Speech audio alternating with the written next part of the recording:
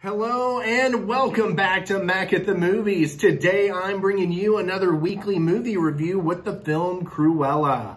This film was released May 28th, 2021 by Walt Disney Pictures and directed by Craig Gillespie.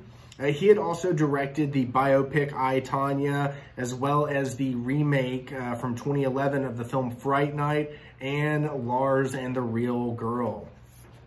This film stars Emma Stone as Estella slash Cruella. You have Emma Thompson as the Baroness. You have Joel Fry as Jasper, who was one of my favorite characters. That him and Paul Walter Hauser, who plays Horace. Those two were probably my favorite characters in this whole film. I like their interactions throughout the film, especially Paul Walter Hauser played an excellent Horace. It was fantastic. We have Kirby Howell-Baptiste as Anita. We have Mark Strong as John, who plays like the butler, main guard, what have you, of the film. And then we have John McCree, who plays Artie, who is working at this like second time around, like secondhand clothing store. I thoroughly enjoyed his character in this film. This movie starts out with the narration kind of going over Emma Stone as the character of Cruella. Or maybe it's Estella. I think it's Cruella. And because they're the same character, the movie starts out, you get her life from birth into early childhood, where she's constantly getting in trouble at school. She gets kicked out of school. And then there's this big ordeal where they have to go to London. They have to move somewhere she can go to school. On that trip, her mom stops somewhere at a friend to ask a favor. You find out that there's this fashion show going on. The daughter gets excited and gets in trouble. Sees her mother die. There's a big to-do. Before her mother left her, she left her a necklace, which in all the commotion, Cruella loses, or Estella in this case loses the necklace, and then later on in the film sees it and starts to put things together and wants sort of a revenge. It becomes a revenge plot. You see where Estella meets Jasper and Horace as they're, grifting. You have Horace is waiting in a wishing fountain and scooping out all the change while Jasper's pickpocketing people as he's asking for some change. And then she follows them to the little hideout, and that's when you get like a 10 years later type thing of where they're at, and they're still grifting, and she's still trying to, she has this high aspiration that she did early on in childhood. You see in the film that she is really into clothes, really into fashion, and she wants a lifestyle of that. She wants to get a better life doing something like that. And Jasper helps her out. He sneaks in, puts in an application under her name in an approved box, and she gets a letter saying that she's got a job at this high-end boutique company, Liberty. And she ends up getting a job literally at the lowest level, cleaning toilets, scrubbing floors, doing the whole 9 yards. And every time she gets an opportunity to try and reach out and say, hey, can I do some alterations? Can I do this? Can I do that? She gets shot down every time. One night she ends up being told that she has to clean the boss's office from top to bottom. And while doing that, she sees a bottle of booze in the boss's office that she decides to take and finish. She gets drunk, decides to redo an entire window display, which the Baroness, whose designs, whose clothing, everything goes into this boutique store, sees the display. There's a big to-do where the boss fires Estella, and the Baroness at that point, she's like, that's the most daring window display I've ever seen, and it's amazing. You fired her, and then she immediately gives her a job. You have Estella working as a designer, as one of the few designers that the Baroness really enjoys.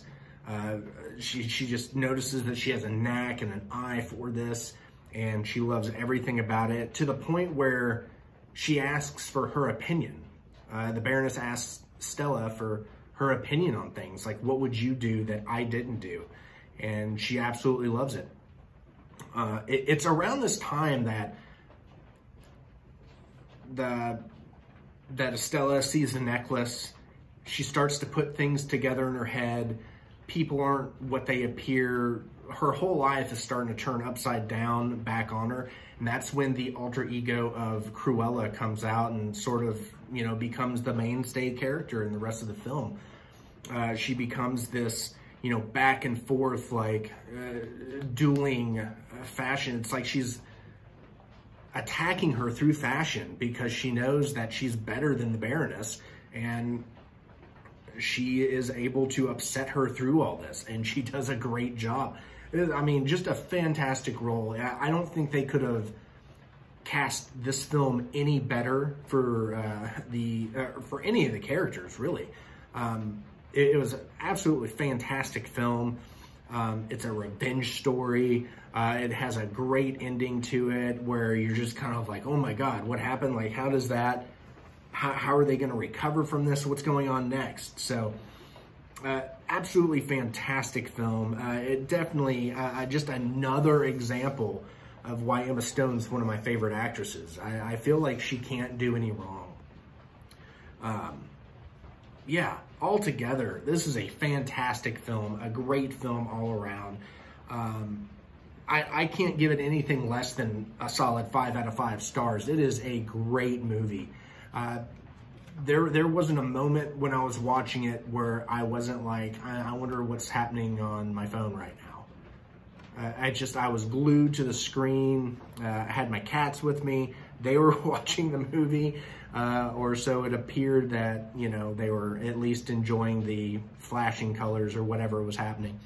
But it's an absolutely great movie. Great backstory to the character. I don't know if it can necessarily line up with the original story. The timelines are different, yes. The original story happened in, what, the 40s or something like that. This happened in the 70s. Yeah, completely different timelines, but a great movie. I really liked how they gave the character more heart in the end. Yes, she was still this, I wouldn't say evil, but she was just a more independent character that had a ridiculous amount of just courage to do anything and everything she wanted. And then she was given the ability to. It was a great story. And if y'all have seen it, did you? I've not heard anyone say anything bad about this movie. I'm sure there's somebody out there who can definitely find a reason to troll it, but all in all, it's just a fantastic film. This is by far one of the best Disney films I've seen in quite the while. That just made me like shut up and watch. Like, it was a great movie. So yeah, definitely in the comments below, tell me what you thought of this film. Did you like it? Did you hate it? If you hated it, what did you hate about it? Did you like it? Was there a certain thing in the film that you liked? Yes, so much of this movie I just really enjoyed, even down to like the dog actors in the film. They were funny. They added levels of humor, especially Wink. I liked Wink, little chihuahua in the movie with the eye patch. But yeah, you had a lot of callbacks to the original cartoon. Even at the end, is it Charles? Is that his name? Who becomes Anita's husband in 101 Dalmatians. But in this film, I believe he was a lawyer who was an aspiring musician. But if you look at his office, like his studio, it's pretty much a shot-for-shot representation of the cartoon. You have conversations like people looking like their dogs, and you have that moment with Horace and Wink, and it was just, don't you see it? It's I mean, hilarious, absolutely wonderful. And with that character, I really did like how, because I watched all the special features with it, and I liked how he got his, because he's not a British actor, and so he was coming up with the accent, and so he did Bob Haskins from Hook. He did his best Bob Haskins, and the trainer was just like, yeah, just do that. You're doing a great job. So, you know, absolutely great movie, fun movie. Again, if you like this video, smash that thumbs up. Jot your comments down below. Subscribe and hit that notification bell wherever those are. And thank you, everybody, for stopping by. And always be good to one another. I'll see you next time. Bye.